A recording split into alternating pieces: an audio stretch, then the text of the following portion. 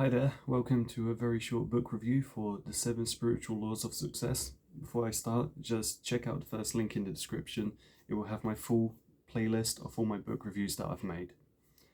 Now this is just going to be a short review because this is a very short book, and I feel like if I presented my summarization of the contents of the book, I'd be giving you the book. Really, you can find audiobooks of this on YouTube. They're only a few hours long if you want to hear it all, or if you want to read it, again, it only takes a few hours to read. It's a very short book, but it is condensed down with the information that it's got. It is very tight, and reading one paragraph to the next, has a golden thread of this peaceful inner peaceful narrative that you can sense while reading it. I read it twice. When I read it, I took tons of notes. I wrote down the notes. I drew diagrams and different pictures that were coming to my mind, and then I made a digital synthesis of the notes. And there are very important elements in here which how can I say this? It's very simple. It's like if you needed to read one book to give you a very good sense of spirituality, this would be a fantastic book to help you on the path towards inner peace. If there was one particular thing that I got from this book, is that in many regards I am feeling that I am already on the path towards not spiritual enlightenment, but on that sort of path, if I can achieve such a thing. I've got to practice a bit more meditation and more mindfulness, spend more time in nature, and be appreciative of the simple things in life. This book also tells me about not trying to defend my own point of view, detach from needing to defend my point of view. It also talks about having responsibility over the things that happen. While many things in life I understand are absolutely beyond my control, I think within every problem, this book tries to say that there is a solution, and if you're truly at peace, you'll find a creative solution to every problem that life throws at you. And the book also poses some very interesting questions to give consideration to, and I think ultimately what the book boils down to, and I think one of the most critical key elements towards this sort of enlightenment is ask yourself, how can you best serve humanity? How can you best help other people? And by doing that, you will find a lot of joy in your life. So to give you just a quick rundown of the most important lessons, you must take time each day to be silent, meditate. Half an hour in the morning and evening is what's recommended in this book.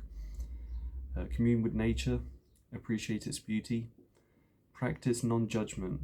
A very important mantra that I have received with this book is I will not judge anything or anyone, and implicit in that is myself included.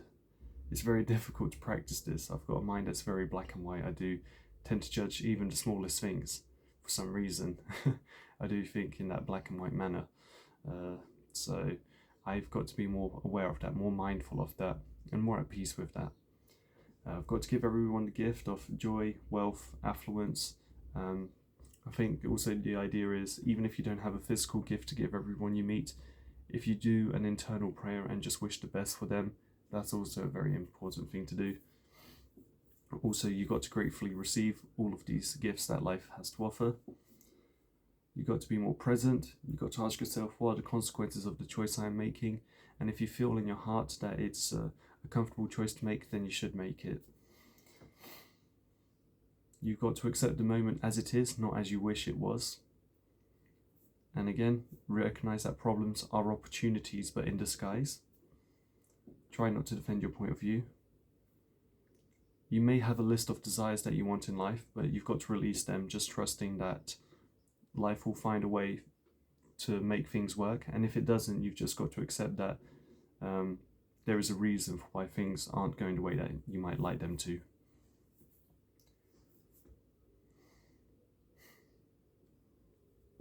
Do not try to impose your ideas onto others the same way that you shouldn't try to defend your own point of view. The more uncertain things seem to be going, the more secure you should actually feel, because the path to freedom is actually through uncertainty. Basically, there are infinite possibilities, and that's what I mean by the uncertainty. You got to be comfortable with it. You got to find out what your unique talents are, and you've got to find a way to express them, and ask yourself the question, how can I best serve or help humanity?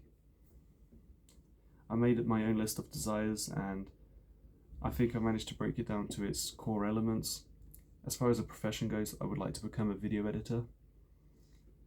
As far as financial and material possessions go, which I recognize are not the path to spirituality, I've managed to break it down into being financially independent is the goal, having my own car, my own house, being able to afford holidays and experiences, gadgets and material possessions if I so wish to choose them. While I do know that that won't bring me happiness and a dependence on it could ultimately bring me more sadness, I don't think it's going to reach far beyond what I just wrote there. So even though I did write something a bit broad like afford experiences, what does that mean? You know, like good food and experiences. As far as relationships go in life, you know, you gotta be or at least in my case, I want to be a good friend. One day I want to be a good husband, a good father. I want to be a good son. I want to be a good citizen. Practice charity, be part of a community, help people. When it comes to the mind and body, I want to be healthy, and that means practicing exercise and strength, flexibility. That means having a good diet. That means eating the right ingredients, the right nutrition, practice more cooking, be more mindful by doing more breath work exercise. I should be practicing more Wim Hof breathing, I realise. It's uncomfortable to do it, but it's something I should be doing. More meditation. And something that has been happening in my life, which I'm very happy to say, is I've been very peaceful in moments where I would normally be stressed. I can sometimes just sit there and breathe and just focus on the breath and think, this is absolutely fine to just be here, to breathe and feel okay. And before, I used to get quite uncomfortable, like, I can't be doing nothing. I should be on my phone checking social media or something. But now I'm quite comfortable to just sit there and do nothing, which I think is a step in the right direction. Optimize my sleep. I also want to start practicing yoga and doing martial arts. So yeah, this book really managed to, in a very short amount of time, because it's a short book and the ideas are quite condensed, not only make me more certain in myself and my ability to get onto the right path, but also introduce me to new ideas and considerations to have taken forward. So yeah, that's just a quick summary of the ideas in the book. And again, do check the top link in the description for my playlist of all my book reviews.